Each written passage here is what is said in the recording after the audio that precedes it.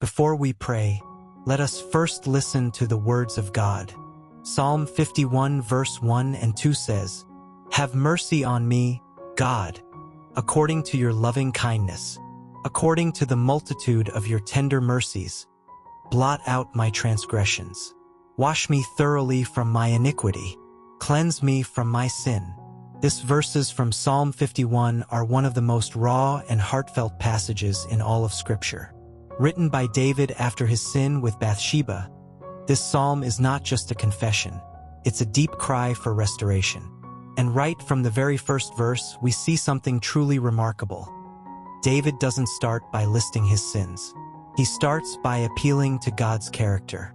He says, "Have mercy on me, God, according to your loving kindness." David knows he has sinned gravely. He's broken God's commandments and hurt others. But he also knows something deeper, that God is full of mercy and steadfast love. And that's where he anchors his plea. He doesn't say, "Have mercy on me because I'll do better next time." He says, "Have mercy on me according to who you are." This is so important. When we come to God in our brokenness, we're not relying on our goodness, we're relying on His grace. We're not banking on our ability to fix things, but on His willingness to forgive. And David knows God's love isn't fragile. It's covenantal, it's consistent, it's tender and vast. Then he says, "According to the multitude of your tender mercies, blot out my transgressions." David's language here shows the weight he feels. Transgressions are willful acts of rebellion. David isn't minimizing his sin, he's owning it. But he also believes in the multitude of God's mercies. Not just a little mercy, abundant mercy, mercy big enough to cover even the worst of failures. He's saying, "God, wipe the record clean, erase the guilt, remove the stain." And what gives him the courage to ask for that? It's not denial, it's confidence in the compassion of God. Verse 2 continues, "Wash me thoroughly from my iniquity, and cleanse me from my sin." This imagery is powerful. David isn't asking for a surface-level fix. He's asking for a deep cleansing. Like clothes stained with dirt, our hearts can become stained with guilt, shame, and hidden sin. David says, "Wash me, God, not just a little, thoroughly. Go deep. Cleanse every part of me." He recognizes that sin isn't just about behavior, it's about the condition of the heart. And only God can do that kind of cleansing. Only God can take what's filthy and make it new again. This is a prayer for anyone who has ever felt the weight of failure, anyone who has carried shame, anyone who has wondered, "Can God really forgive me?" Psalm 51 says yes because of who God is. David's prayer reminds us that forgiveness isn't something we earn. It's something we receive. It doesn't come from trying harder, it comes from coming humbly. And the beautiful truth is, God isn't reluctant to forgive. He delights in mercy. He's not surprised by our failures. He's prepared to redeem them. He doesn't shame us when we repent. He meets us with grace. So what can we take away from these verses? First, we can be honest with God. David didn't sugarcoat his sin. He brought it to the light. That's the first step to freedom. Second, we can appeal to God's mercy, not our merit.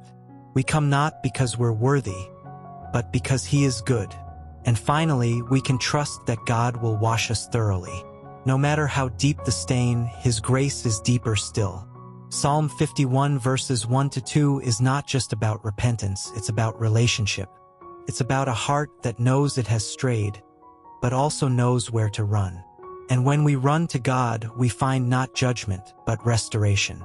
So today, if your heart is heavy, if you're carrying regret, if you long to be made clean, remember this: God is rich in mercy. He is tender in love, and He is able to cleanse you fully. Let David's prayer become your own. Have mercy on me, O God. Wash me thoroughly, cleanse me from my sin, and let God do what only He can, make you whole again. Now, let's us spend a short moment in prayer. Dear God, our Heavenly Father, We come before you in humility and reverence, with open hearts and honest spirits. Like David in Psalm 51, we lift up our voices to ask, "Have mercy on us, O God, according to your loving kindness. According to the multitude of your tender mercies, blot out our transgressions." Lord, we confess that we are sinners in need of your grace. We've said things we shouldn't have said, thought things that weren't pure, acted in ways that were selfish, prideful, or wrong. There are times we've chosen our way over yours, knowing what is right yet walking another path. But Father, we do not come to you with excuses, we come with repentance. We lay our brokenness at your feet. We lay every failure, every secret shame, every regret, and every hidden thought before you. You know us fully, our past, our present, and even the thoughts we haven't spoken aloud. And yet, you invite us near. You welcome us not with judgment, but with tender mercy. God, we cry out with David, wash us thoroughly from our iniquity. Cleanse us from our sin. Don't just wipe away the surface. Lord, go deep. Cleanse us at the root. Purify our minds. Renew our hearts. Reshape our desires. Make us holy, not just in action but in spirit. We thank you that your love is not fragile. It doesn't fade when we fall. It doesn't withdraw when we stumble. You are a God of steadfast love, patient and kind, slow to anger and abounding in mercy. So we take comfort in knowing that even now, even here, you are willing to forgive. You are ready to restore. Lord, for the person listening who feels unworthy, for the one who's been carrying guilt for too long, remind them today, there is no stain too dark that the blood of Jesus cannot cleanse. There is no heart too broken that your hands cannot heal. There is no past too messy that you cannot redeem. Help us, Lord, not just to ask for forgiveness, but to truly turn from what is unclean. Help us walk in the light, in truth, in holiness. Create in us a clean heart, O God. Renew a right spirit within us. We don't want to just be sorry, we want to be changed. Let your Spirit do a deep work in us.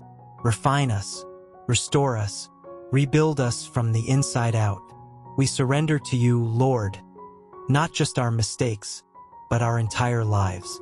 Use this brokenness for your glory. Let the places where we've fallen become testimonies of your grace. Let the areas we've hidden in shame now shine with the story of redemption. Father, draw us closer to you. Let nothing come between us, no sin, no pride, no fear. We want to know you more, love you more, and walk with you more faithfully. So right now, Lord, we pause and listen. If there is anything in us that grieves you, reveal it. Convict us gently, let us kindly, and when you show us what needs to change, give us the strength to obey. You are our God, full of compassion. You are our Savior, rich in mercy. You are our healer, full of grace. And we put our trust in you completely. Let your forgiveness wash over us like living water. Let your love cleanse our hearts and restore our joy. Let us walk away from this moment lighter, freer, and more in love with you than ever before. Thank you for hearing our cry. Thank you for mercy. Thank you for cleansing. Thank you for grace. In the name of Jesus Christ, our Redeemer, our Restorer, our righteousness, we pray, Amen.